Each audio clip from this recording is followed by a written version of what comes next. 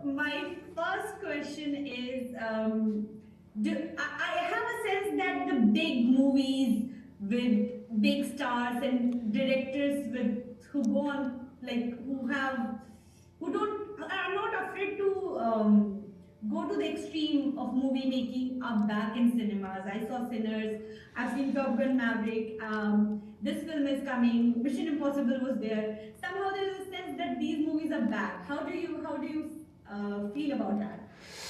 I mean, those are the kind of movies I grew up going to see in the theater when I was a kid, you know, in the 80s and 90s. I remember seeing Top Gun, Raiders of the Lost Ark, you know, big adventure movies that take you into this world for 2 hours, send you on an adventure, and then spit you out at the end, and you can't wait to take the ride again. And the world of Formula One, to me, the more I learned about it, the more fascinated I became with it, and thought that telling a story in this world would make for a great big screen experience. And your fascination began about the subject through a documentary, I suppose. And Yeah, then, yeah. It's a few documentaries. There was a wonderful documentary about Ayrton Senna, made maybe 10, 15 years ago, that was spectacular. Then the show Drive to Survive on Netflix was more about contemporary Formula One. And I was really struck by their focus on a last place team, you know, a team that loses every weekend, you know, a rookie who has trying to prove they belong there, but they're in a slow car, so they can't. And then, you know, I came up with this story of a veteran driver who still has something to prove to himself, and bringing these two together, that sort of teammate conflict that happens in Formula One, turning into a partnership, I thought would be a great journey. how is it to direct actors like Brad Pitt and Tom Cruise? You've worked with him time and again, and there's some similarity between you and these actors in the sense that you're completely unafraid to approach something or something like this. Yeah. Many people would hesitate. Yeah. I mean, I love a new challenge. I think both Brad and Tom feel the same way. You know, they're both incredibly, you know, they're both at the top of their game, incredible professionals. They have great taste in film, in stories.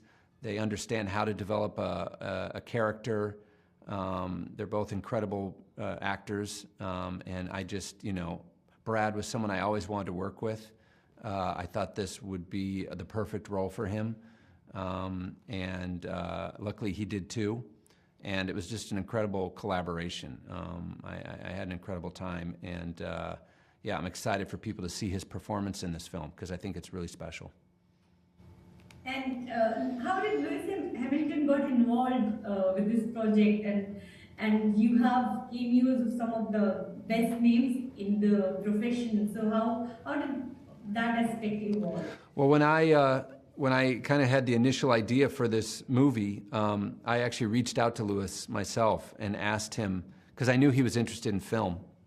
I asked him if he would help me make this film as authentic as possible. And he said yes. So he worked very closely with me and Jerry Bruckheimer and Brad from the beginning to help craft this story, this character, and then all throughout the process, we went through every line of the script together, making sure we got every detail right.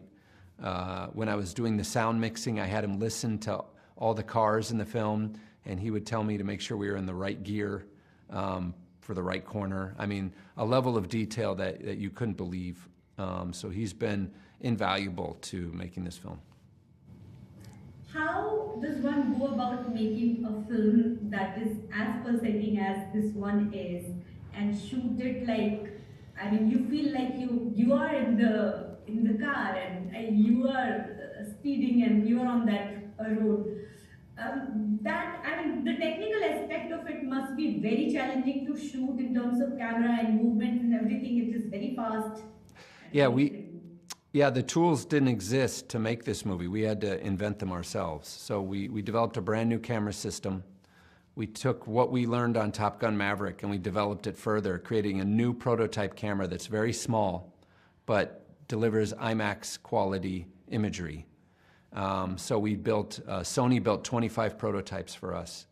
And we worked with Mercedes F1 team to create a race car that had camera mounts built into it. So we had 15 or 16 different mount points on this race car. And then we taught, Brad and Damson how to drive these cars for real. So when you see them driving in this movie, they are actually driving a race car on a Formula One track during race weekend. So the crowd in the stands is real. When you see other drivers, getting in their cars around them, that all happened right before a real Formula One race. So the idea was to give the viewer the sense of what it's like to be at one of these events. And your background is mechanical engineering and architecture, if I'm not wrong. Yes. So from there to movies, how did this happen? You wrote a graphic novel that you made into a very lovely film. Yes. We have seen, Oblivion. Yes. So, was that interest always there for you? Yeah, I've always loved storytelling. I was a voracious kind of reader as a child. And when I was in architecture school, actually here in New York City, I started making short films in the computer and with digital cameras. And one of those shorts got into a small film festival here in the city. And it was spotted by a advertising executive who hired me to do a commercial for Nike, the shoe company. And that was in 2004. And that was kind of my start as a commercial director, which then led to features when I moved to Los Angeles. So I'm running on the clock, so the last question. When you're directing a film, like you said, you grew up watching the big movies. But how, I wouldn't say challenging, but how complicated it is to work with very passionate set of people, and those visions sort of colliding on a movie set. How is that? And you have directed some of the best in the cinema field. So how's that experience? And what goes into sort of making that experience? I mean, filmmaking is a collaborative process, so you pick great partners, actors like Brad and Tom, producers like Jerry Bruckheimer. You try to work out all those creative decisions in the script, because that's the best place to do it. Do it up front. Make sure you're all telling the same story.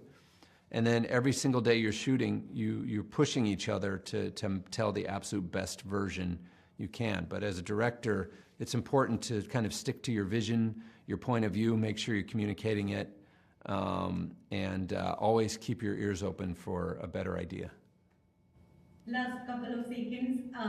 Is there a Top Gun 3 coming? So, there's a lot of discussion, a lot of curiosity, and you are also doing another film with Jerry, I think. Yes. Yeah, I've got 3 films in development, 2 with Jerry, including a sequel to Top Gun Maverick. Aaron Kruger is writing the script right now, who wrote F1 and also worked on Top Gun Maverick. So we got an incredible screenwriter working on it. And for me, any opportunity to work with Jerry, I will take. So we'll just see how it all comes along. And always movies that keep one on the edge of the seat? Yeah, I mean, listen, I love making films for the big screen, and I think now it's more important than ever that we get people out of their homes to see this. So you have to give them a reason to go to the theater, and that's what I'm hoping to do.